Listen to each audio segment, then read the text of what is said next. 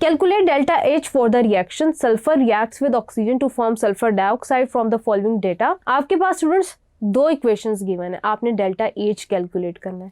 सबसे पहले स्टूडेंट्स आप क्या कर रहे होंगे कि आपके पास जो इक्वेशन नंबर 2 है आप उसको रिवर्स कर देंगे। क्यों? क्योंकि आपको प्रोडक्ट में सल्फर डाइऑक्साइड चाहिए। ठीक है, आप क्या करेंगे कि आपने इसको रिवर्स कर दिया। अब आपके पास जो एक्सोथर्मिक हीट थी वो एंडोथर्मिक हीट में कन्वर्ट हो जाएगी, यानी कि प्लस 198 किलो जूल्स। अब स्टूडेंट्स याद रखिएगा कि ये आपके पास जो कोफिशिएंट्स हैं 2 के, ये एक्सेस में आ रहे हैं, यानी कि 2 इनके साथ एक्सेस में लगा हुआ है। आप क्या करेंगे, आप इनको डिवाइड कर रहे होंगे 2 के साथ। तो याद रखिएगा स्टूडेंट्स, आपने जब इनके कोफिशिएंट्स को 2 से डिवाइड किया, इट मीन्स कि आपके पास जो क्वांटिटी थी रिएक्टेंट्स की और प्रोडक्ट्स की वो हो गई हाफ। अब हाफ हो गई, आपने 2 से उसको कर दिया डिवाइड। अब आपके पास जब क्वांटिटी हाफ हो गई तो आपके पास जो हीट एब्जॉर्ब हो रही है वो भी हाफ हो जाएगी। 198 को आप जब डिवाइड करेंगे 2 के साथ तो आपके पास 99 किलो जूल्स आ जाएगा।